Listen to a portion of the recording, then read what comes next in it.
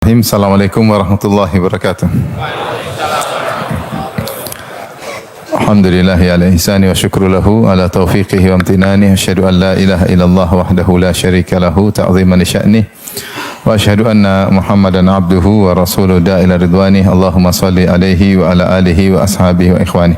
Hadirin hadirat yang dirahmati Allah Subhanahu wa taala. Insyaallah beberapa hari lagi kita akan menyambut kedatangan bulan Ramadan, maka ini adalah musim kebaikan yang sangat banyak.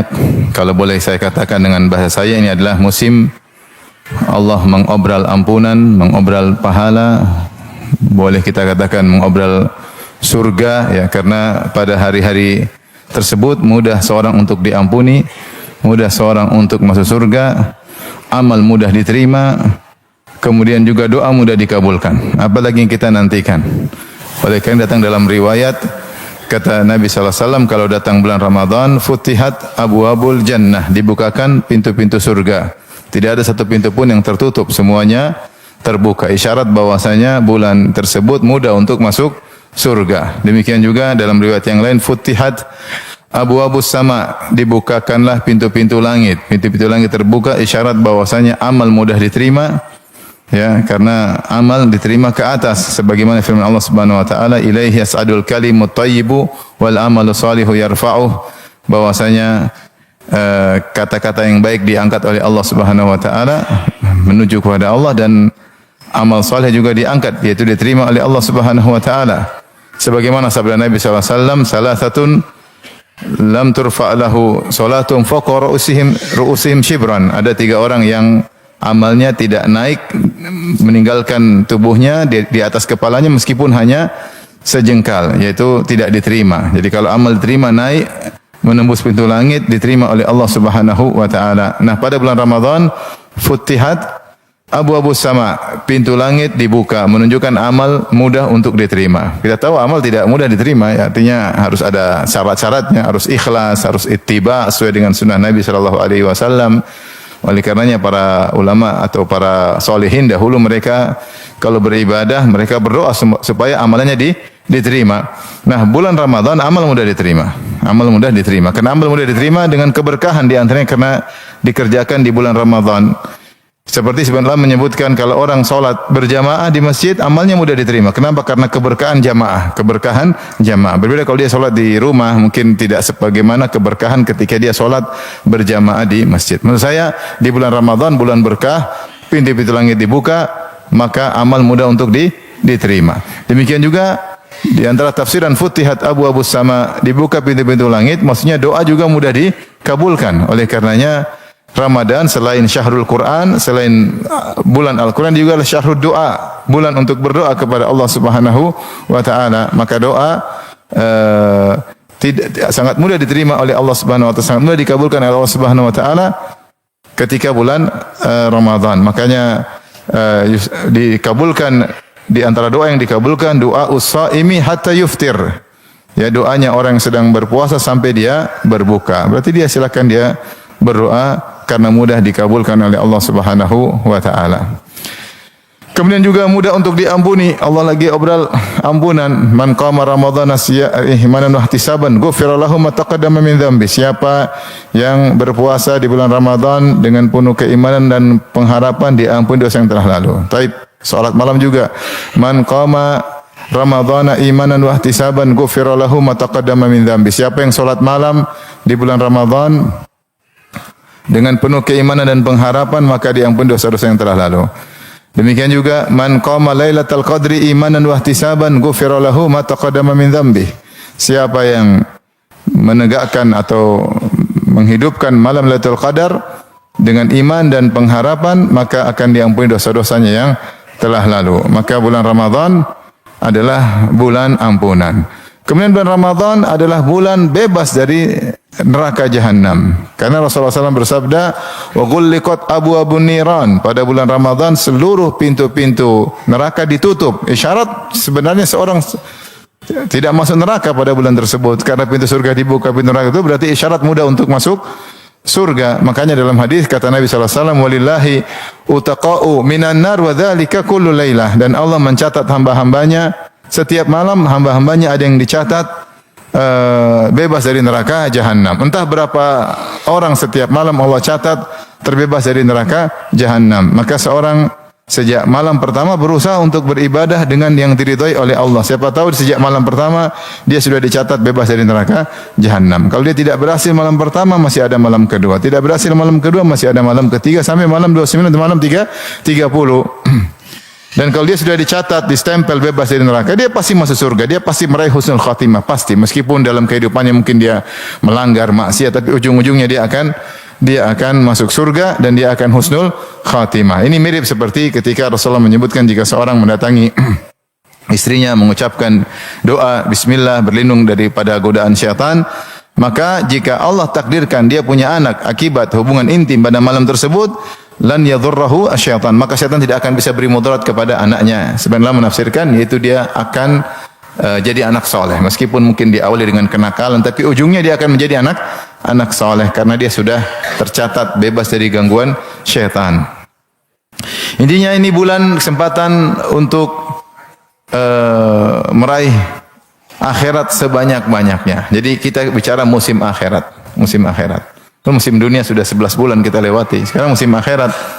Maka seharusnya seorang yang orientasinya adalah akhirat, dia akan berusaha optimal semaksimal mungkin untuk bisa mendapat keuntungan sebanyak-banyaknya. Tentunya perlu persiapan, tentunya perlu planning ya. Sebagaimana kita kalau urusan dunia kita persiapan, kita planning, kita evaluasi, maka untuk urusan akhirat tentu harusnya kita lebih semangat. Nah, pada kesempatan kali ini saya akan menyebutkan beberapa kiat-kiat agar kita bisa lebih optimal di bulan Ramadan.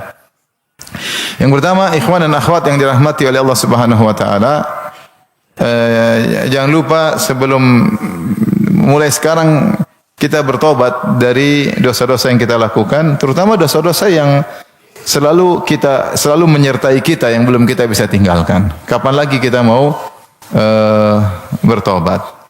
Yang masih suka nonton film Korea, bertobat. Bertobat, sudah berhenti. Nanti habis lebaran bernonton lagi Ustaz? Enggak, berhenti selama-lamanya ya. Yang masih merokok, sudah saatnya berhenti merokok ya. Yang masih selingkuh, berhenti. Sekarang katanya lagi ngetren selingkuh, subhanallah. Lagi ngetren. Istri selingkuh, suami selingkuh ya. Berhenti ya. Kapan kita mau bertobat lagi? Ini musim kita belum tentu bisa mendapatkannya. Ya, Allah kasih kita kesempatan luar biasa, maka kita kenapa harus bertobat? Karena dosa itu terkait dengan hati. Ya, justru yang pertama diserang oleh dosa adalah hati. Adapun fisik atau ekonomi itu belakangan. Ya, bisa jadi seorang penuh dosa tapi secara jasmani dia sehat-sehat saja. Bisa jadi seorang penuh dengan dosa secara ekonomi dia maju. Ya. Kata Nabi SAW, innal abda idza adnaba dzamban nukitat fi qalbihi nuqtatun sauda. Sungguhnya seorang hamba jika berdosa maka ada noda hitam di hatinya. Semakin dia berdosa semakin banyak noda hitam. Nah, ketika hati seorang dipenuhi noda hitam, maka dia akan malas beribadah. Dan dia semangat untuk bermaksiat. Ya. Kemudian kecanduan untuk bermaksiat. Kenapa hatinya sudah hitam? Mau khusyuk salat. Khusyuk salat susah. Mau khusyuk salat susah. Kalau imamnya bacanya lama, dia marah-marah. Imamnya bacaan enggak enak katanya, padahal hatinya yang bermasalah. Ya. Kalau kata orang, kalau kau melihat di cermin wajahmu kurang ganteng, jangan salahkan cermin. Mungkin wajahmu kurang dibersihkan ya. Kalau kau salat kurang khusyuk, jangan salahkan imam. Mungkin hatimu yang bermasalah. Nah, ini terkadang tidak kita sadari. Ternyata hati kita tidak siap untuk menyambut Ramadan. Kenapa? Karena kita tidak bersihkan hati kita dengan bertobat kepada Allah Subhanahu wa taala. Maka saya nasihatkan diri saya pribadi dan juga para hadirin hadirat, siapa sih manusia tidak bermaksiat? Kita semua melakukan maksiat. Alhamdulillah ada yang sudah meninggalkan, ada yang baru maksiat baru, ada yang sudah bertahun-tahun maksiat tertentu. Dia masih tertawan dengan hawa nafsunya, dia masih tertawan dengan kesukaannya, hobinya, berhenti. Kapan lagi kita mau berhenti? Saya ulangi, yang hobi nonton Korea, berhenti. Ya, yang hobi nonton India, berhenti. Yang hobi nonton film box office Hollywood, ya berhenti. Berhenti, buang-buang waktu, maksiat selalu setiap hari. Ya. Yang hobi gibah dan namimah, berhenti. Setiap hari gibahin orang, berhenti. Ya. Ya. Yang hobi menyakiti hati istri, berhenti. Setiap hari nyakiti hati istri. Yang wanita yang hobi nyakitin hati suami juga berhenti. Ibu-ibu yang suka hobinya angkat suara, bentak-bentak suami, berhenti. Tahukah ibu, setiap ibu bentak suami, hati ibu ternoda dengan noda hitam. Berhenti. Nanti bentak-bentaknya habis lebaran, enggak. Berhenti. Berhenti dari sekarang. Karena ini poin penting, kelihatannya sepele, tapi ini terkait dengan kesiapan hati kita menyambut Ramadan. Makanya kalau kita baca hampir seluruh ulama ketika bagaimana cara menyambut Ramadan, suruh bertobat. Karena terkait dengan hati, agar kita bisa khusyuk, bisa optimal ketika kita menyambut beribadah di bulan Ramadan. Baik. Ini kiat pertama yang sangat penting. Yang kedua,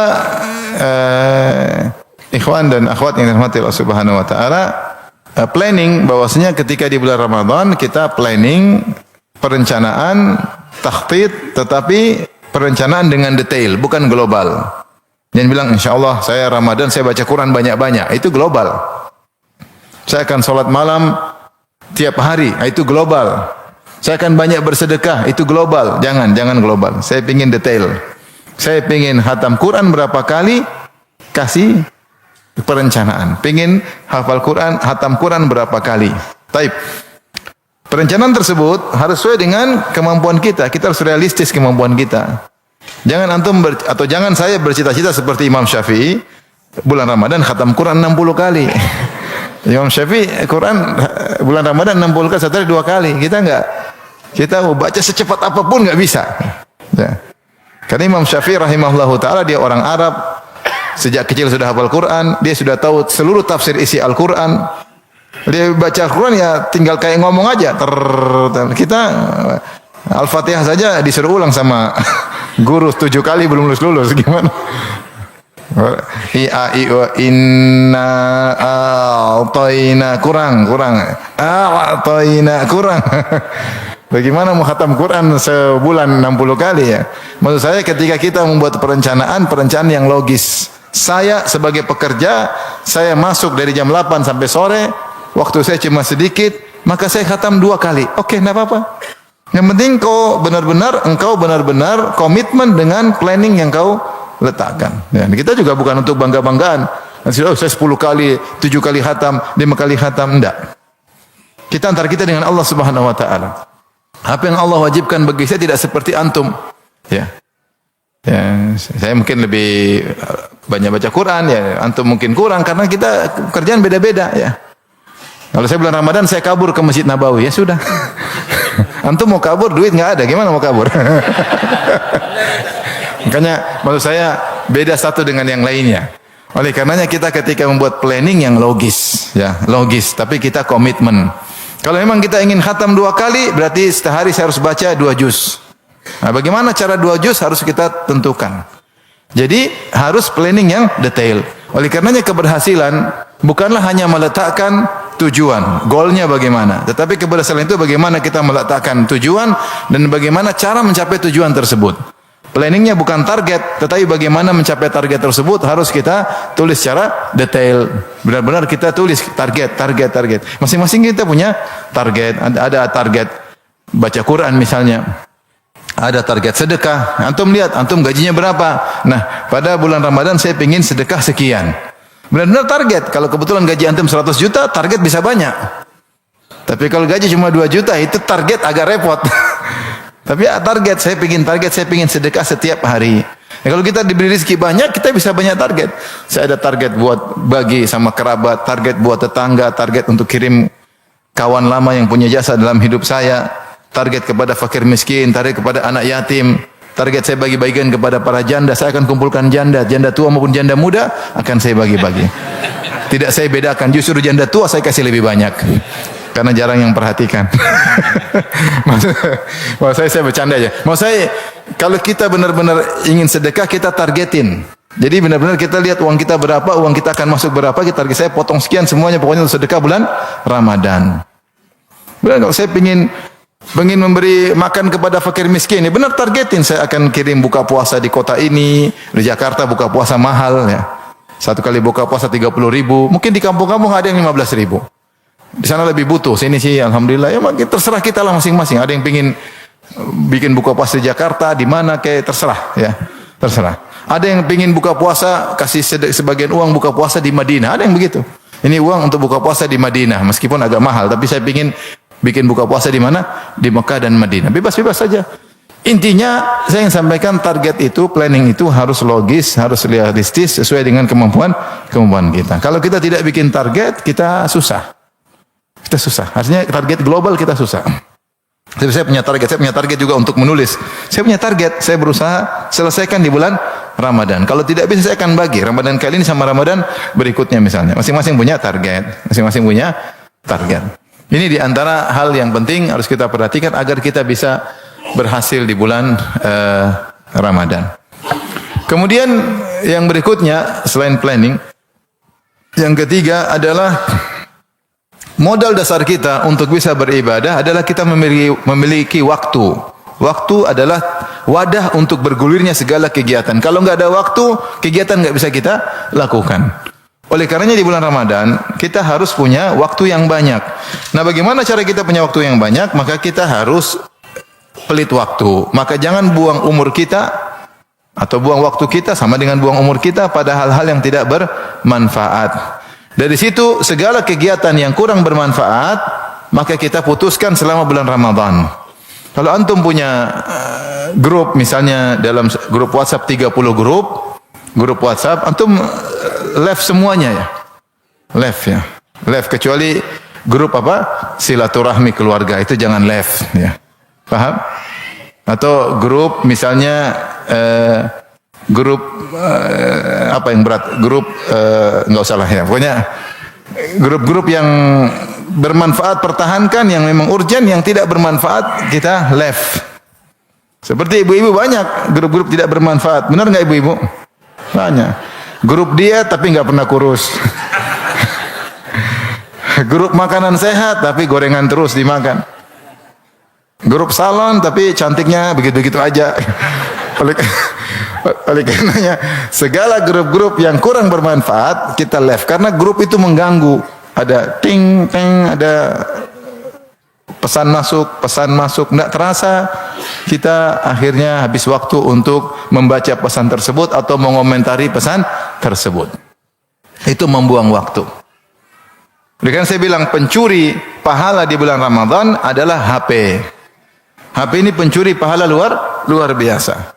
Maka seorang kalau ingin dia bisa beribadah dengan baik, dia harus punya waktu. Di antara cara punya waktu, dia meninggalkan hal-hal yang kurang bermanfaat. Bukan saya katakan tidak bermanfaat, bermanfaat.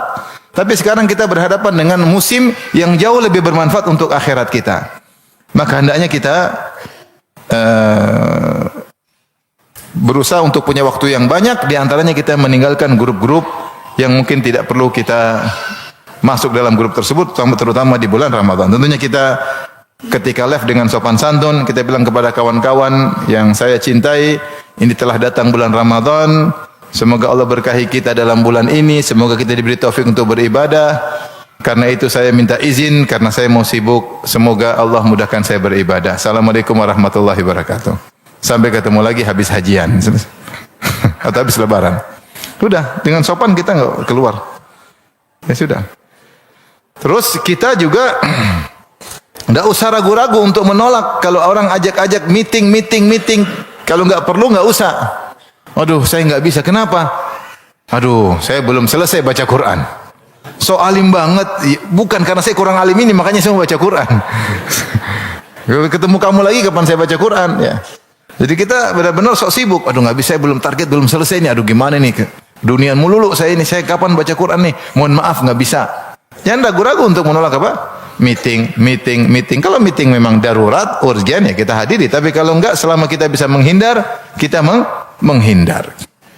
Ya. Selama kegiatan bisa ditunda, dimajukan di bulan Sya'ban atau ditunda setelah Ramadan, maka kita lakukan. Karena kita butuh waktu. Terkadang target kita banyak, kita nggak mampu untuk sampai kepada target tersebut. Kenapa? Karena umur kita tidak ada. Karena waktu kita tidak ada. Karena waktu kita tidak ada. Oleh karena saya sering sampaikan, di antara ciri-ciri orang beriman adalah orang-orang yang menghargai umurnya, Dia tidak buang umurnya pada perkara sia-sia. Kata Allah Subhanahu wa taala tentang ibadur rahman, hamba-hamba Ar-Rahman yang dijamin surga, kata Allah, wa idza marru bil lagwi marru kirama. Kalau mereka melewati perkara yang sia-sia, maka mereka lewati dengan elegan. Ada perkara sia-sia, ada maksiat, ada kegiatan tidak bermanfaat, maka mereka tinggalkan. Mereka tidak nongkrong, tidak mampiri, mereka tidak komentari, mereka lewati begitu saja. Demikian juga kata Allah Subhanahu wa taala tentang para penghuni surga Firdaus. Alladzina yarithunal firdaus hum fiha khalidun, yaitu orang yang mewaris surga Firdaus dan mereka kekal di dalamnya. Di antara sifat-sifat mereka kata Allah, qad aflahal mu'minun alladzina hum fi salatihim khashi'un walladzina hum 'anil lagwi mu'ridun. Sungguh beruntung orang yang beriman yang khusyuk dalam salat mereka, walladzina hum 'anil lagwi mu'ridun, yang mereka berpaling dari perkara sia-sia. Semua perkara sia-sia kita tinggalkan. Itu di luar bulan Ramadan kita tinggalkan, apalagi di bulan Ramadan. Maka setiap kita mau menonton sesuatu atau mau bikin kegiatan sesuatu, kita tanyakan, apakah saya berhak membuang umur saya untuk melakukan kegiatan ini? Apakah saya berhak membuang umur saya untuk menonton cuplikan ini selama 5 menit, selama 10 menit? Apakah saya pantas saya buang umur saya untuk hal ini? Kalau pantas silakan. Karena waktu kita akan ditanya. Kata Allah Subhanahu wa taala, "Tsumma latus'aluna yauma idzin 'anil na'im." Sungguh kalian akan ditanya tentang nikmat. Semua nikmat akan dihisab, dan di antara nikmat adalah waktu luang. Nikmatani maghbunun fihi katsirun minan nas. Dua nikmat yang banyak orang merugi di dua nikmat tersebut, di antaranya al-faraq, yaitu waktu luang. Dan Rasulullah SAW berkata, lan tazula qadama abdin hatta yus'ala an arba. Bahwasanya dua kaki seorang hamba tidak akan bergeser pada hari kiamat kelak, apakah menuju surga atau menuju neraka, hatta yus'ala an arba, sampai dihisab tentang 4 perkara. Di antaranya an umrihi fi ma'afna, tentang umurnya kemana dia habiskan. Jadi waktu-waktu yang kita lewati, detik, menit, jam, itu semua umur kita. Maka kapan kita buang tidak bermanfaat, kita akan ditanya. Kalau bermanfaat, kita akan bisa menjawab hisab dengan baik. Jika tidak, maka repot. Maka segala perkara sia-sia kita tinggalkan. Harus latih diri kita. Hidup kita cuma sebentar. Hidup kita ini cuma sebentar, enggak lama, ikhwan. Kita tidak seperti orang-orang Arab yang umurnya 80, 90 tahun, 100 tahun. Kita 60, 70 tewas. Kadang sebelum 60 udah pada tewas banyak. Nah, kita adalah pencinta gorengan. Kita pencinta gorengan. Itu gorengan, santan, semua yang perokok. Banyak orang perokok, nggak perokok, pecinta gorengan, suka begadang, tiap hari menghirup aroma asap kendaraan. Gimana nggak cepat mati? Maksudnya gaya hidup kita bukan gaya hidup sehat. Oleh karenanya umur kita yang sedikit ini jangan kita buang-buang, Ya, kita lihat ada orang Arab umur 60, 65, 70 masih seger. Sementara kita pulang tanah air 60 sudah hampir masuk ke liang lahat. Jadi beda ya. Makanya umur kita semakin sedikit. Nah, kalau umur kita sedikit, jangan kita buang-buang. Jangan kita buang-buang. Kita susah hidup olahraga teratur susah, makan sehat susah, ya. Hidup dengan tekanan. Apa kata orang? Ini secara sebab ya. Orang yang cepat mati itu apa? Yang hidup dalam tekanan. Hidup dalam tekanan, tingkat stres tinggi, berturut-terusan, dia mudah mati. Karena hati dia tertekan. Hati kalau sudah tertekan, kesehatannya terganggu. Nah, sebagian orang tertekan, ditekan sama istri. Ditekan sama suami, ditekan sama bos, ditekan sama kehidupan, ditekan sama sekolah, anak-anak belum bayar SPP, berat. Maksud saya ingin sampaikan bahwa hidup kita tidak seperti yang lain-lain. Oleh karenanya jangan kita buang-buang umur kita. Maka sungguh hal yang aneh, ada orang yang olahraga supaya bisa panjang umur, tapi ketika Allah kasih dia panjang umur, dia buang-buang umurnya untuk yang tidak bermanfaat. Maka terutama di bulan Ramadan, setiap kita beraktivitas tanya, pantaskah saya beraktivitas di bulan-bulan Ramadan, di bulan hari-hari bulan Ramadan yang kata Allah ayyaman ma'dudat, hanya hari-hari berbilang, isyarat hari tersebut cuma sebentar, yang setiap detik sangat bermanfaat untuk nasib kita di alam barzah. Pantaskah saya buang 5 menit saya untuk lihat-lihat seperti ini? Kalau pantas silakan, kalau enggak pantas berhenti. Cari kesibukan yang bermanfaat, entah ngobrol sama istri menyenangkan hatinya, entah telepon orang tua berbakti sama orang tua, entah telepon ponakan namun silaturahmi, entah main sama tetangga untuk menunaikan hak tetangga. Yang penting jangan buang-buang waktu, entah dengar kajian. Karena kalau kita nggak punya waktu, kita nggak bisa beribadah. Ibadah itu harus ada wadahnya. Kegiatan harus wadah. Wadah kegiatan adalah waktu, karena kegiatan kita bergulir di atas wadah namanya waktu atau umur. Maka kita harus perbaiki mindset kita. Kita tahu bahwasanya setiap detik itu umur kita. Setiap detik adalah umur kita. Nah, mau dikemanakan umur ini? Mau kita buang? Dan setiap umur yang kita gunakan akan ditanya oleh Allah Subhanahu wa taala. Pasti ditanya, pasti. Antum duduk 5 menit lihat berita. Antum enggak ditanya-tanya, malaikat catat. Si Pak Ijo sedang menonton berita pembunuhan selama 5 menit, dicatat. Malaikat catat. Nanti akan ada tanggung jawabnya.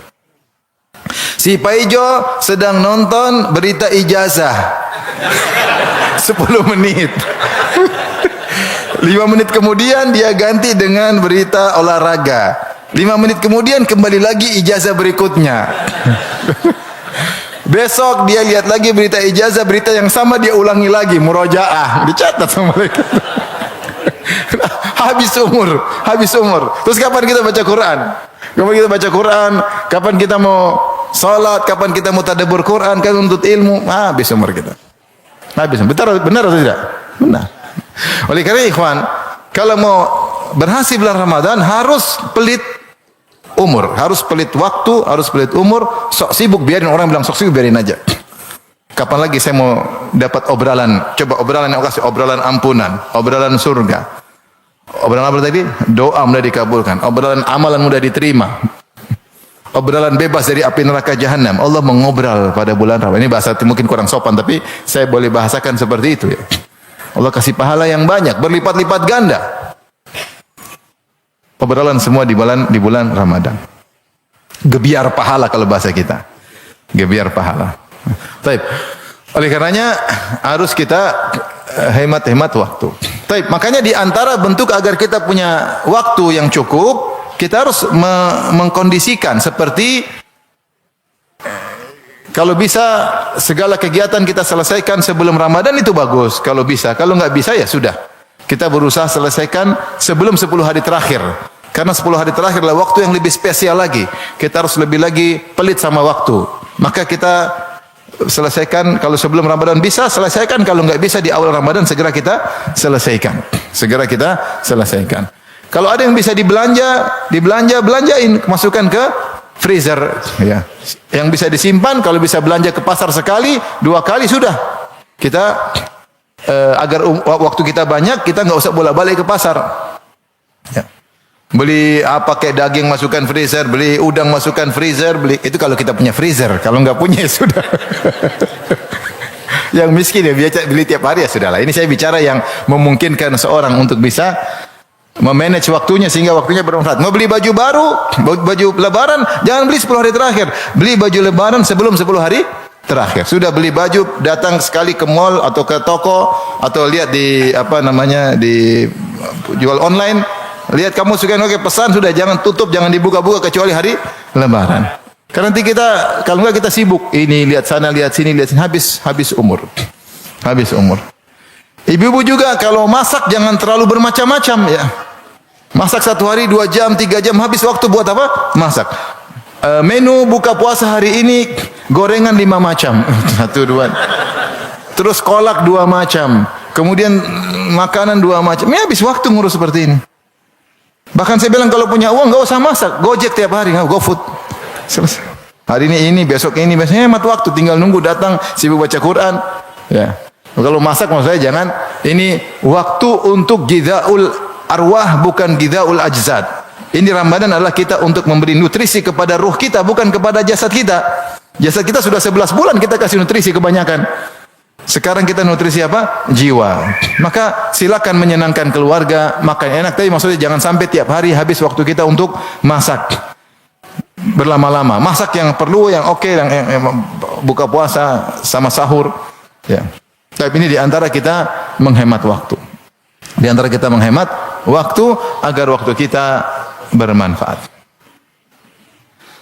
Tapi berikutnya, ikhwan dan akhwat yang rahmati Allah Subhanahu wa taala, agar kita bisa lebih optimal di bulan Ramadan.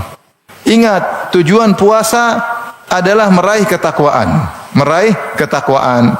Kata Allah Subhanahu wa taala, "Ya ayyuhalladzina amanu kutiba alaikumus shiyamu kama kutiba alal ladzina min qablikum la'allakum tattaqun." Wahai orang-orang yang beriman, diwajibkan atas kalian berpuasa sebagaimana telah diwajibkan atas umat-umat sebelum kalian agar kalian bertakwa, bertakwa.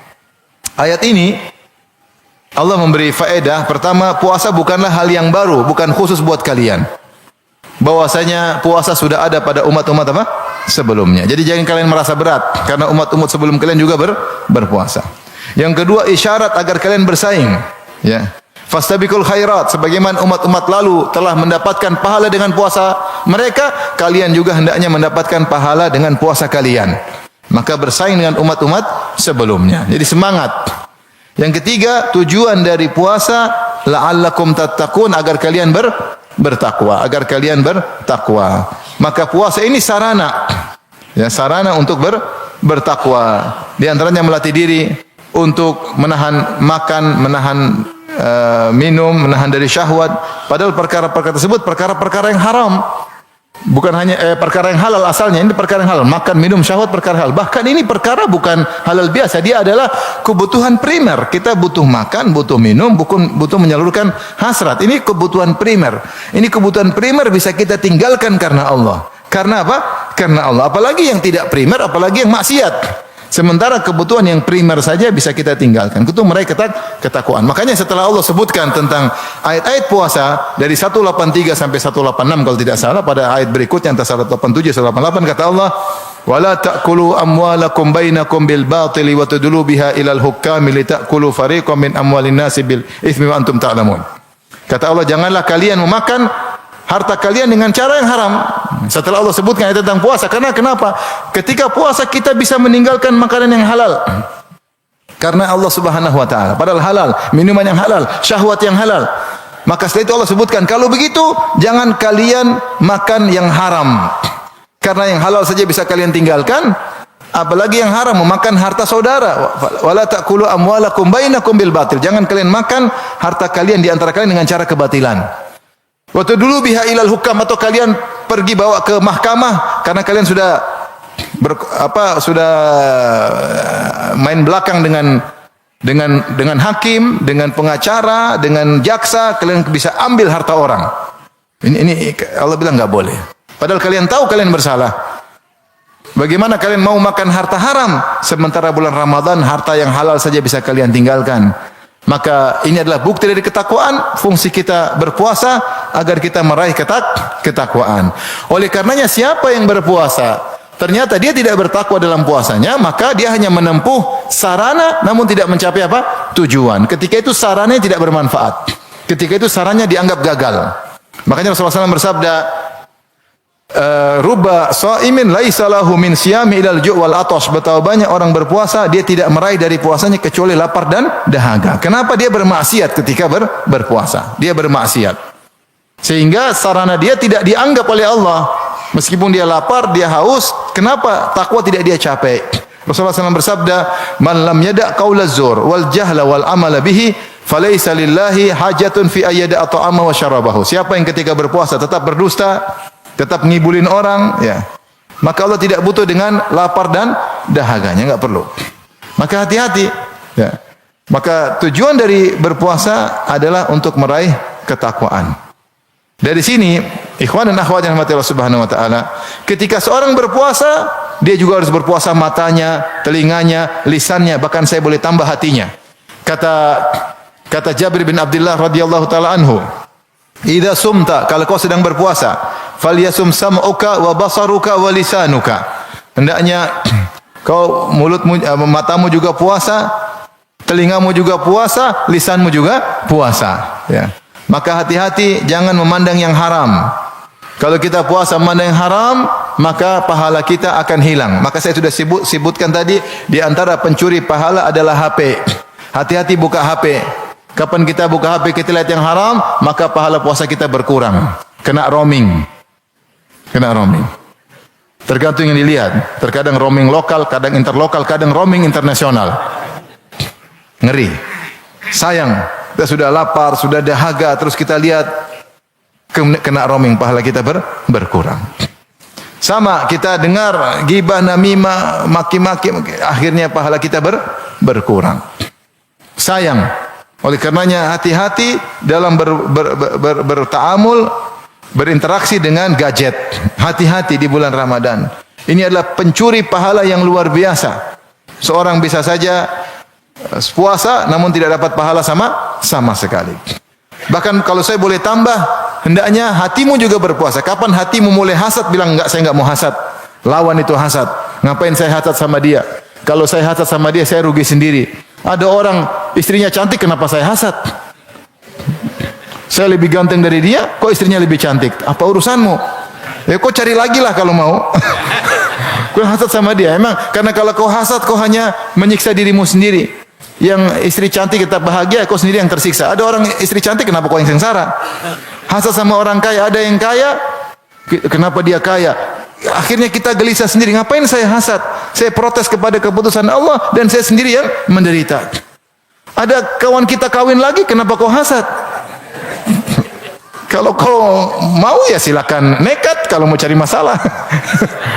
Maksud saya, bahkan hati kita puasa, lagi hasad kita bilang auzubillah. Enggak, saya enggak mau hasad. Karena hasad pasti melintas, enggak ada jasad yang lepas dari hasad. Kata sebagian perkataan Ibnu Taimiyah rahimahullah taala, ya la yakhlu jasadun min hasad. Jasad pasti kena hasad. Tetapi yang membedakan al-laim yubdi wal karim yukhfi. Orang yang buruk akan menampakkan, mengekspresikan hasadnya dengan perkataan, dengan perbuatan, dengan tulisannya, dengan raut wajahnya. Adapun orang yang mulia menyembunyikannya dan melawannya. Maka kalau kita sedang puasa lagi hasad, kita auzubillahi minasyaitonirrajim. Enggak usah hasad. Ya, enggak usah hasad. Lagi dagang, kok sana lebih rame? Aduh, hasad, jangan hasad. Auzubillah. Rezeki masing-masing. Rezeki apa? Masing-masing. Enggak usah hasad. Karena hasad itu bisa menimpa siapa saja, ya. Lagi jualan, lagi keluarga, ya. Tahu-tahu lihat postingan teman lagi jalan-jalan sama istrinya luar negeri, hasad. Jangan hasad. Enggak usah, itu biayanya banyak. Habisin duit itu dia ke Paris, kemana? Antum ke Tegal aja, ngapain ke Paris? Ke Bekasi bisa. Mau saya, hati juga bersih. Kalau kita dendam, kita lawan. Saya lagi puasa, ngapain saya kotori hati saya, dendam? Ya udah, maafin aja, maafin. Jadi hati juga berusaha untuk berpuasa karena ada amalan hati. Kita bisa bermaksiat dengan hati kita. Kalau kita suudzon, ngapain saya suudzon? Kita husnudzon. Apa faedahnya saya suudzon sama dia? Husnudzon. Kalau kita merendahkan orang, sombong nih. Signal kasih tahu, kamu sombong. A'udzubillahi minasyaitonirrajim. Ya Allah, jadikanlah aku termasuk orang yang tawadhu. A'udzubika minal kibr. Aku berlindung kepada Engkau dari rasa sombong. Kadang kita lihat otomatis merendahkan orang, lihat orang dah. Kok saya merendahkan orang? Ada kesombongan dalam hati saya. Maka kita peka terhadap hati kita. Jadi yang puasa, mata kita, telinga kita, lisan kita, kita mau ngomongin orang tahan. Mau gibahin orang. Ini gibah bukannya gibah. Udah enggak usah jadi ngomong. Tadi kamu ngomong apa? Enggak. Ngomong apa? Bilang aja enggak. Ini gibah, enggak boleh. Dosa pahala puasanya hilang. Sebagian ulama mengatakan siapa yang gibah, puasanya batal. Bukan cuma pahalanya yang batal, puasanya batal. Dia harus qadha. Sebagian ulama berpendapat demikian. Namun yang benar, yang batal cuma puasanya, pahalanya. Adapun puasanya tidak batal. Oleh karena ikhwan, maka seorang ketika berpuasa, dia harus tahu bahwasanya tujuan puasa adalah meraih ketakwaan. Maka nasihat saya kepada para ibu-ibu, berusaha merubah diri. Saya berpuasa untuk takwa, latih untuk taat sama suami, latih untuk menerima keputusan suami, latih untuk tidak angkat suara di hadapan suami, ya. Terkait dengan bagaimana ketakwaan seorang wanita terhadap suaminya di hadapan Allah Subhanahu wa taala, ya. Dia berusaha melatih dirinya mumpung bulan Ramadan, ya. Hati dia bersihkan, mata dia bersihkan, lisannya dia bersihkan, telinganya dia bersihkan. Apa kata Jabir bin Abdullah? Wala taj'al yauma shaumika wa yauma fitrika sawaan. Jangan kau jadikan hari puasamu sama seperti hari tidak puasa. Jangan samakan, hari tidak puasa beda. Sekarang puasa kita harus mengagungkan bulan Ramadan, kita mengagungkan puasa kita. Makanya Rasulullah SAW melarang kalau ada orang ngajak kita berantem, kita jangan gubris. Kata Nabi SAW, fa idza kana yaumu siyami ahadikum fala yarfath wala yazkhab wala yajhal. Kalau kalian sedang berpuasa jangan berkata-kata kotor, jangan melakukan hal yang bodoh yang tidak pantas bagi seorang yang berwibawa, seorang mukmin. Jangan melakukan hal yang bodoh, teriak sana teriak sini, kerjaan yang enggak ada kerjaan, jalan sana jalan kemari, perbuatan bodoh, teriak-teriak, wala yazkhab wala yajhal. Ya. Wa in sabahu ahadun, kalau ada orang mencaci maki dia, falyaqul inni mru'un shaim, katakan saya sedang puasa. Jangan digubrisi, jangan dilayani, ya, jangan, biarin aja. Saya ingin puasa saya maksimal. Saya ingin saya dapat pahala dari puasa saya. Oleh karenanya ini perkara yang sangat penting, bahwasanya tujuan berpuasa adalah untuk mencapai ketakwaan. Kapan ketakwaan tidak kita raih, maka sarana tersebut tidak ada nilainya di sisi Allah Subhanahu wa taala. Ini mulai kita harus start dari sejak malam bulan Ramadan sampai akhir Ramadan, ya. Sehingga kalau kita keluar dari bulan Ramadan, kita sudah terbiasa dengan amal-amal saleh. Baik. Berikutnya, ikhwan dan akhwat yang dirahmati Allah Subhanahu wa taala,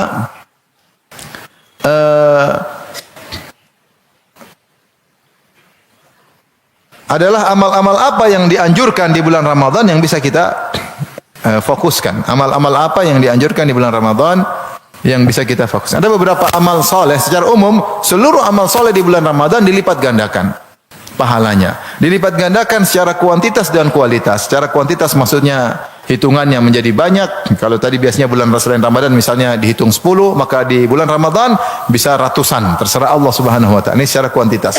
Secara kualitas maksudnya pahalanya. Kalau pahalanya di bulan selain bulan Ramadan paling sekian, maka di bulan Ramadan semakin berlipat ganda. Secara kuantitas, misalnya gampangannya, kalau di luar bulan Ramadan siapa yang melakukan ini dapat mobil Avanza, satu mobil, kuantitasnya satu mobil, satu unit mobil, mobilnya apa? Avanza. Mudah-mudahan tidak tersinggung yang punya Avanza, ya. Sementara kalau di Ramadan dapat satu unit mobil, tetapi Lexus misalnya, sama-sama satu mobil. Ini berarti dilipat gandakan secara kualitas. Kalau kuantitas, di luar bulan Ramadan dapat satu mobil, di bulan Ramadan dapat 10 mobil misalnya. Itu beda antara kuantitas dengan apa? Kualitas. Nah, bulan Ramadan pahala dilipat gandakan secara kuantitas dan kualitas. Nah, secara umum perkara sunnah maupun perkara yang wajib. Namun di sana ada amalan-amalan yang spesifik, yang spesial, yang hendaknya diperhatikan di bulan Ramadan. Yang pertama, tentunya saya perlu ingatkan, seluruh perkara-perkara wajib tetap wajib.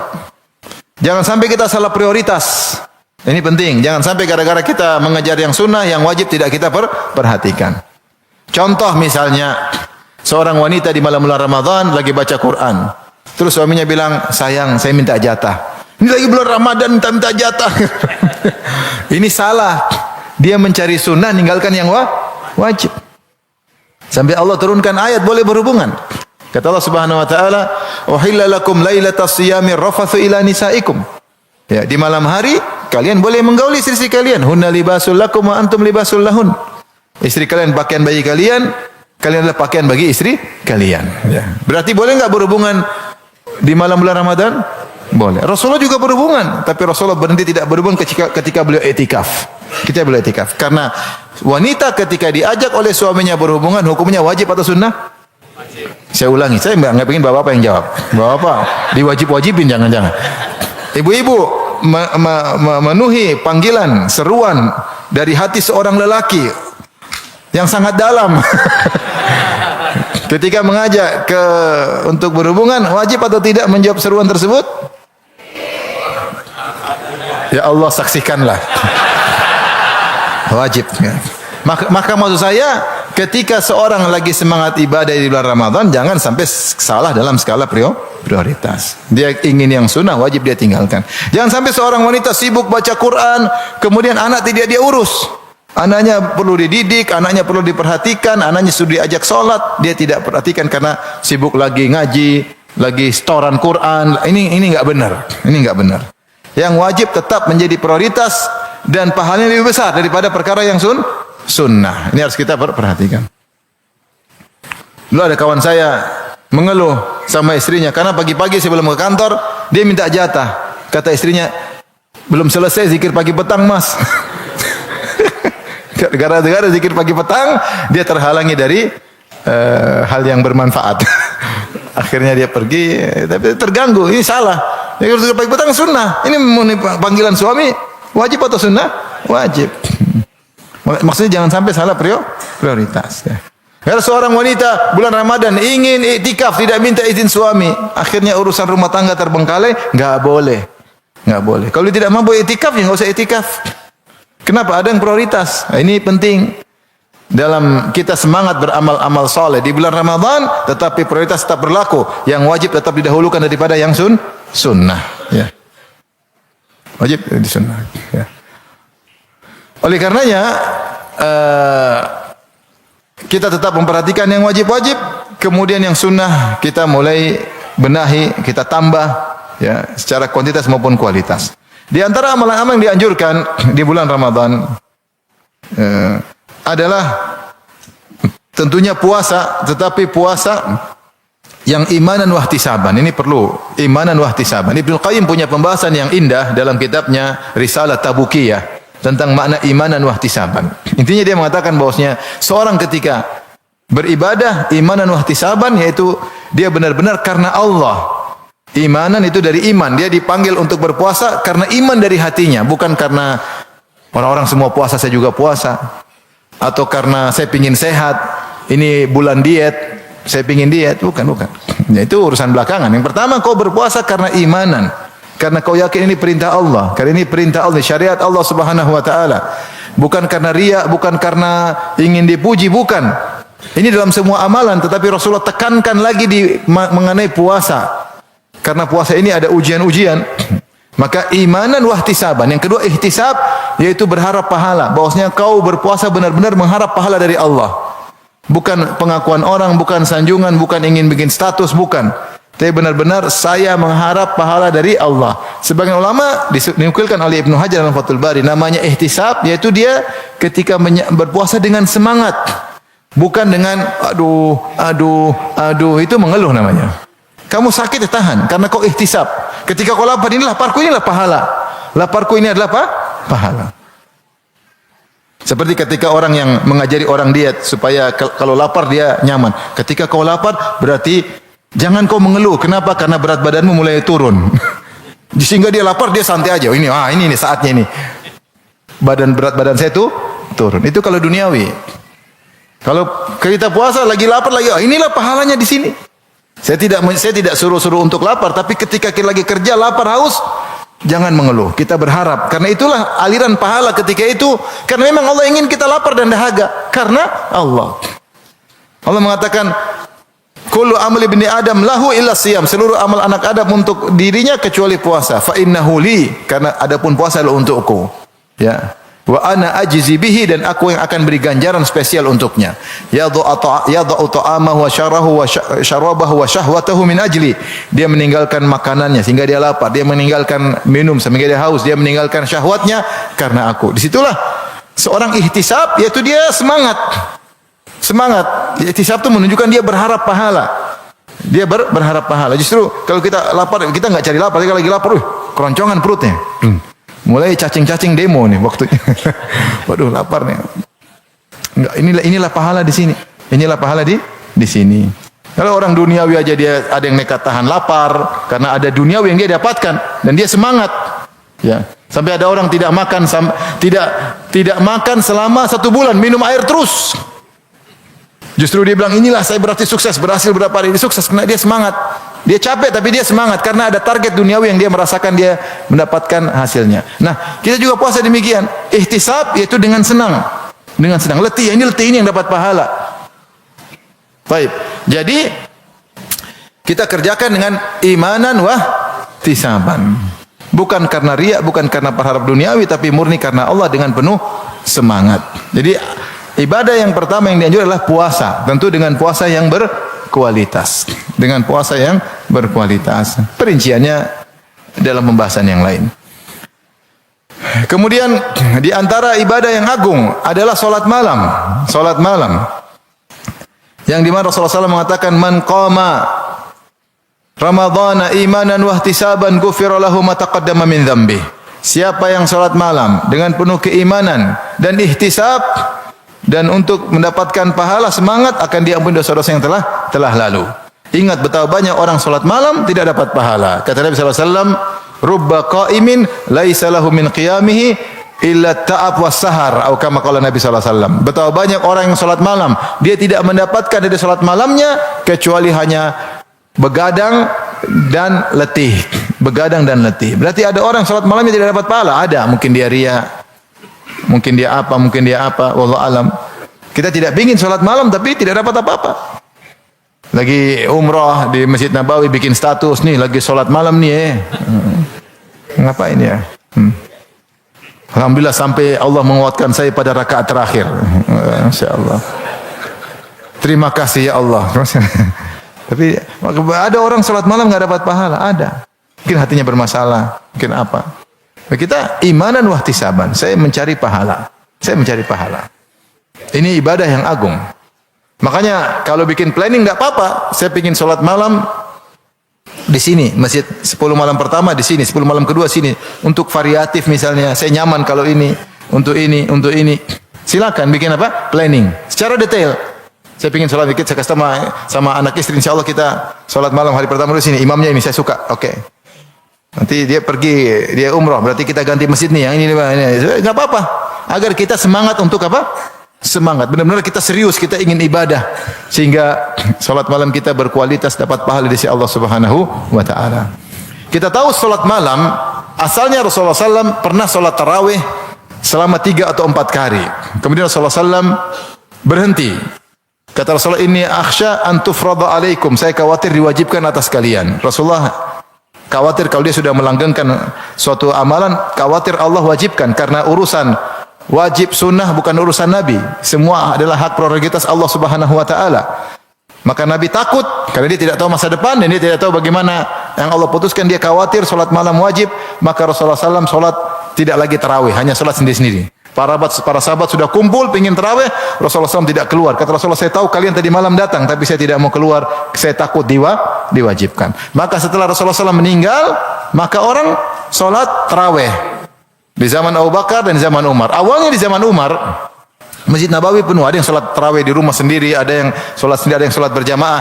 Di Masjid Nabawi, auza'an mutafarriqun. Orang berkelompok-kelompok. Yusalli rajulu li nafsihi. Ada orang sholat sendirian. Wa yusalli rajulu wa yusalli bi salatihi rahtu. Ada orang jadi imam, di belakangnya ada sekitar kurang dari 10 orang. Jadi kelompok-kelompok banyak karena mereka tidak pakai mic. Enggak ada mic waktu itu. Jadi sholat sendiri, ada yang 1, ada yang bertiga, ada yang ber7. Jadi Masjid Nabawi rame, grup. Suatu hari Umar lewat, Umar bilang, "Lau jama'tuhum ala imamin wahid, ala qari'in wahid." Maka imam, kemudian Umar bin Khattab punya ide, semua dikumpulin. Jadi imam siapa? Ubay bin Ka'ab. Ada khilaf, mereka sholat berapa rakaat? Ada yang mengatakan 20, ada yang mengatakan 11 tetap. Tapi riwayat yang lebih kuat salatnya 20. Wallahu a'lam bishawab. Intinya mereka bermakmum di belakang Ubay bin Ka'ab. Kemudian Umar suatu hari datang lagi melihat orang ramai salat. Maka Umar berkata radhiyallahu anhu, sebelumnya Umar berkata, "Ni'matil bid'atu hadhihi." Bid'ah yang terbaik inilah bid'ah. Maksudnya salat tarawih yang dihidupkan kembali dengan ramai dikumpulkan pada satu imam. Ini sudah pernah dikerjakan di zaman Nabi enggak? Pernah. Nabi pernah jadi imam tarawih, ya. Nabi pernah imam tarawih sampai 3 atau 4 hari, tapi Nabi berhenti karena takut diwajibkan. Setelah Nabi meninggal enggak mungkin berubah lagi syariat. Maka salat tarawih pasti sunnah, enggak mungkin wajib. Oleh karena sudah dipastikan dia bakalan sunnah, boleh dikerjakan tiap malam. Nah, ketika Umar mengumpulkan orang-orang tersebut, Umar mengatakan sebaik-baik bid'ah secara bahasa inilah bid'ah. Kemudian Umar berkata, "Wallati yanamuna anha afdal minallati yaqumunaha." Dan solat yang mereka tidur darinya, yaitu solat di akhir malam, itu lebih afdal daripada yang mereka solatkan sekarang. Itu Umar ingin mengatakan, seandainya solat malam dikerjakan di akhir malam itu lebih baik daripada sekarang di awal malam habis isya. Namun kenapa Umar menyengajakan solat tarawih di habis isya langsung? Karena ini lebih mudah bagi masyarakat. Lebih mudah bagi masyarakat sehingga mereka mudah untuk berkumpul. Tetapi kalau ada yang mau sholat di akhir malam lebih afdal kata Umar. Dan sebenarnya mengatakan zahirnya Umar tidak ikut rombongan ini.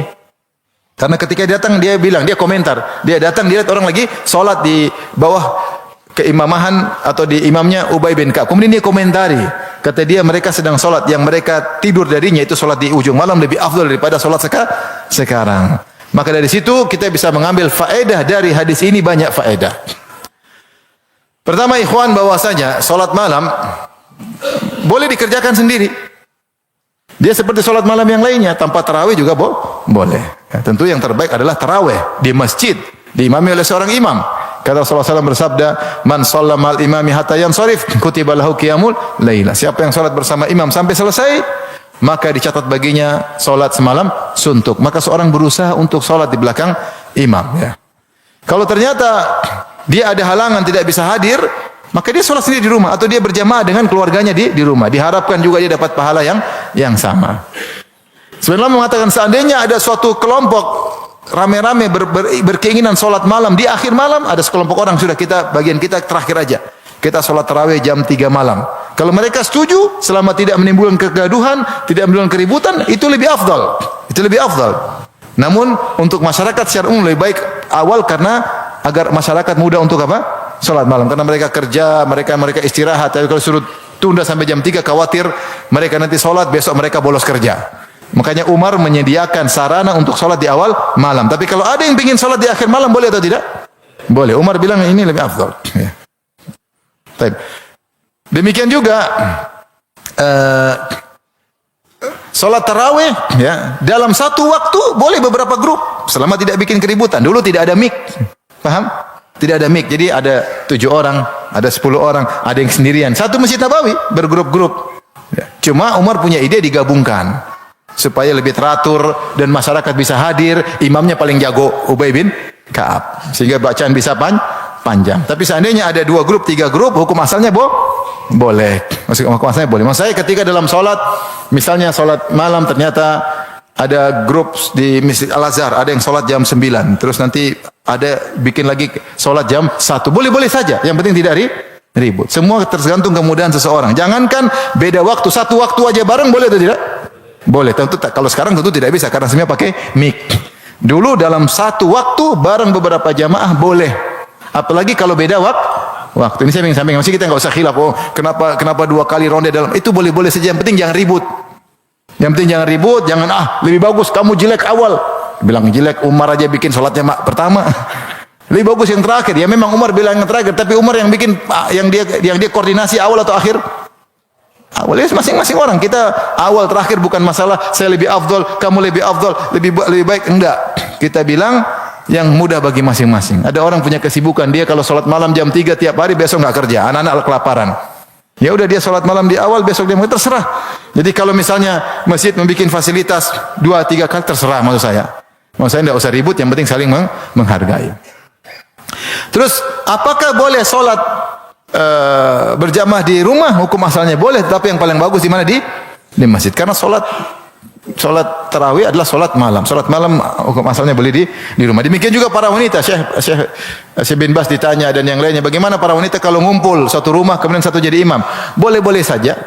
Selama kami tidak sholat di masjid, Ustaz, kami sholat di rumah ada imam, ustazah, boleh saja. Ya. Tapi selama tetap menjaga diri, tetap prioritas kewajiban harus dikerjakan. Tapi kalau bisa dia sholat sendiri-sendiri, lebih baik. Wanita bisa sholat sendiri di rumah lebih afdal daripada dia kumpul ke rumah orang rame-rame. Tapi maksud saya ini semua cara. Yang penting jangan tinggalkan sholat malam. Yang terbaik sholat malam di masjid. Sebisa mungkin keberkahan masjid, keberkahan jamaah. Kemudian dapat pahala sholat semalam suntuk. Tapi seandainya ada halangan, maka kita boleh sholat begini, boleh begini. Yang penting sholat malam. Ya, taib. Ini salah satu ibadah yang agung, sholat malam. Taib. Demikian juga kalau seorang sholat malam di awal bersama imam, kemudian dia ingin lanjutkan, jadi sholat malam yang benar, hitungan rakaat tidak ada batasan. Rasulullah mengatakan sholatul lail masna. Sholat malam 2 rakaat. Sholat malam yang terbaik 11 rakaat jika dikerjakan panjang, sebagaimana Rasulullah SAW. Tetapi kalau lebih dari itu boleh. Dengan syarat tidak boleh ada 2 witir dalam satu malam. La witrani fi lailah. Tidak ada 2 witir dalam satu malam.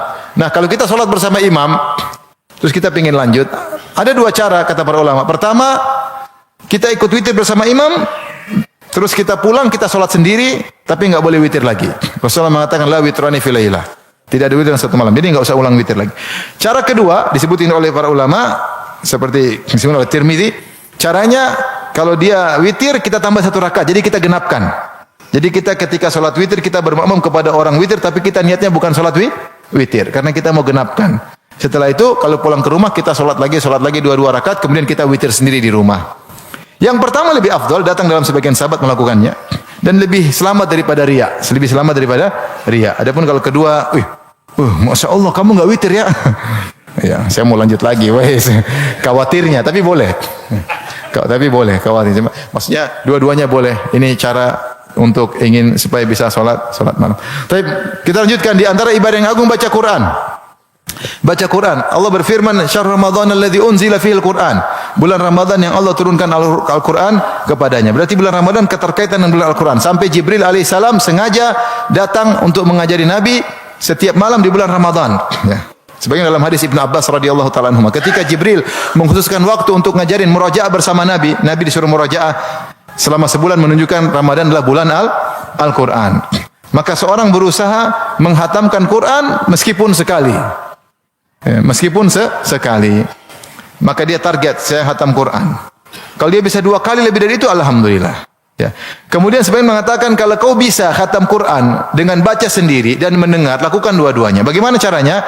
Kita baca Quran sendiri, yang satu kita mendengar, yaitu dengan sholat di masjid yang khatam Quran. Kita sholat tarawih terus di masjid, kita mendapat pahala baca Quran dari membaca sendiri, dari mendengar. Ya. Bahkan ada yang mengatakan bahwasanya sebagian pendapat ulama bahwasanya pahala orang mendengar seperti pahala orang yang membaca. Itu ada yang mengatakan pahala asal. Tentu ada bedanya, tapi intinya dia juga dapat pahala. Dan Allah berfirman, "Wa idza quri'al Qur'an fastami'u lahu wa ansitu la'allakum turhamun." Jika dibaca Quran, maka simaklah dan dengarlah la'allakum turhamun, semoga kalian dirahmati. Jadi kalau bisa cari masjid yang situ khatam Quran, ini kalau bisa. Jadi 1 hari 1 juz, ya 1 juz. Latih diri, kuatkan diri. 1 hari 1 juz dengan mendengar. Insya Allah kita dapat khatam baca sendiri sekali dan dapat khatam mendengar dengan sekali. Saya juga punya ide bahwasanya karena kita ini tidak tahu bahasa Arab, saya sarankan bahwa bapak dan ibu-ibu punya ide khatam terjemah Quran. Khatam terjemah Quran. Ya. Kalau orang Arab mereka memang pandai bahasa Arab sehingga mereka baca, mereka sudah ngerti. Kecuali ada kata-kata asing maka mereka cari maknanya apa. Tapi secara umum Al-Quran mereka baca, mereka paham. Ya, kalau kita nggak paham. Kita cuma bahasa Arab, barakallahu fiik, ahsanallahu ilaik, jazakallah khair, apalagi fi amanillah, syukran wa iyyak, masya Allah. Ya, alhamdulillah bisa bahasa Arab masih sedikit. Tapi kalau sudah bicara nggak ngerti maksudnya apa. Ya, alhamdulillah ya. Saya saja sering dibilang jazakillah khairan. Jazakillah itu buat perempuan sebenarnya, tapi ya sudahlah. Ya, karena yang bilang ibu-ibu biasanya bilang apa? Jazakillah khairan. Baik, maksud saya kalau bisa kita khatam baca terjemah. Terjemah. Ini ibadah yang agung. Dan Quran paling baik dibaca di malam hari. Paling baik, tapi tidak siang hari juga oke, tapi paling baik di malam hari. Baik. Ingat target yang logis sesuai dengan kemampuan antum. Mungkin 2 kali khatam, 3 kali khatam terserah. Yang penting antum punya target. Jadi baca Quran dapat pahala sebanyak-banyaknya di bulan Ramadan. Kemudian dua lagi ibadah yang berikutnya doa. Doa adalah ibadah yang agung sehingga Rasulullah mengatakan doa orang berpuasa dikabulkan. Terutama hina yuftir, ketika sedang berbuka. Secara umum orang sedang puasa dia berdoa saja, mau siang hari, pagi hari, sore hari, tapi paling afdal doa ketika akan berbuka. Ini waktu, saya bilang waktu premium bagi orang. Ada 2 waktu. Waktu premium tersebut adalah menjelang berbuka dan ketika sahur. Ini waktu premium tapi banyak dibuang-buang. Di antara waktu berbuka sibuk dengan makanan. Sehingga lihat makanan, baca Quran sambil lihat makanan gimana? Enggak doa-doa, ngobrol, ngarol ngidul untuk nunggu, enggak buka-buka, ngobrol, habis waktu buat ngobrol. Maka kita harus serius ketika mau buka, kita ya namanya sekedarnya ketemu buka bersama, tapi jangan buang-buang apa? Buang-buang waktu. Ada waktu kita baca Quran, mungkin ada pengajian yang penting bermanfaat. Jangan sampai waktu habis untuk apa? Atau enggak tanya jawab tentang agama. Jadi jangan habis waktu Padahal itu waktu premium. Jadi waktu premium sudah ada orang nunggu buka, nonton layangan lah, nonton balapan mobil lah, balapan motor lah, nonton film Korea lah, nonton. Habis waktu. Ini padahal waktu premium. Waktu premium ketika seorang akan berbuka. Jangan ini waktu premium. Waktu premium yang dibuang juga ketika sahur. Sahur ya kita bangun, kalau kita bangun jam 3, azan setengah 5, atau kita bangun jam 4 setengah, masih ada waktu. Mau sholat lagi masih bisa, baca Quran masih bisa, berdoa kepada Allah Subhanahu wa taala. Waktu nuzul ilahi, waktu di mana Allah turun ke langit dunia dan Allah berkata, hal min da'in fa astajibalah, adakah yang berdoa kepada aku akan aku kabulkan, hal min sa'il fa utiya su'lah, adakah yang minta akan aku kabulkan, hal min mustaghfirin fa aghfirlah, apakah ada yang memohon ampun akan aku ampuni. Maka ini waktu sepertiga malam terakhir ini waktu banyak yang dibuang-buang. Ya, kalau kita bangun, alhamdulillah masih ada waktu 1 jam. Kita bisa baca Quran, lanjutkan bacaan Quran kita. Kita berdoa kepada Allah Subhanahu wa taala, mau salat lagi 2 rakaat silakan. Agar waktunya makan setengah jam lah makan. 1/4 jam. Ya, setengah jam udah kebanyakan juga. Maksudnya makan. Ya, baru kita sahur menjelang azan. Nah, ini jangan lupa waktu. Jadi berdoa di antaranya ketika menjelang berbuka dan berdoa antaranya ketika di sepertiga malam yang terakhir. Allah lagi obral pengkabulan doa. Berdoa kepada Allah Subhanahu wa taala. Tapi mungkin masih ada lagi ya? 1 lagi atau 2 lagi atau berapa lagi ya? Di antaranya it'amut ta'am, kalau punya uang bagi makanan. Az-Zuhri, seorang ulama tabi'in rahimahullah taala, ketika datang bulan Ramadan dia berhenti dari menyampaikan hadis. Dia mengatakan Ramadan syahrul Quran wa it'amut ta'am, bagi-bagi makanan, bagi-bagi makanan. Oleh karenanya jangan lupa man fattara sha'iman falahu mislu ajri saimihi, ya, mislu ajri shaim. Ghairu alla yanqusu min ajri shaim syai'. Siapa yang beri bukaan kepada orang berpuasa, maka akan mendapatkan pahala orang yang berpuasa tanpa mengurangi pahala orang yang berpuasa. Maka kalau punya rezeki, bikin acara buka puasa. Mau undang keluarga, ramai sekalian silaturahmi, oke. Mau kirim ke daerah-daerah susah, oke. Ya, agar kita dapat pahala, karena bulan Ramadan di antaranya adalah bulan membagi-bagi makanan. Ini dipraktikkan oleh para salaf. Terakhir adalah i'tikaf. Sebenarnya i'tikaf tujuannya apa? Tujuan kita dekat dengan Allah Subhanahu wa taala. Semakin kita dekat dengan, mulai kita menghilangkan kegiatan kita dari manusia, kita sibuk untuk bertemu dengan Allah Subhanahu wa taala, sehingga kita perbanyak ke masjid, ke masjid. Sebenarnya pembahasan i'tikaf panjang lebar tapi waktunya tidak cukup, maka saya cuma sampaikan di sini saja. Semoga Allah beri taufik kepada kita semua bisa optimal dalam beribadah kepada Allah Subhanahu wa taala.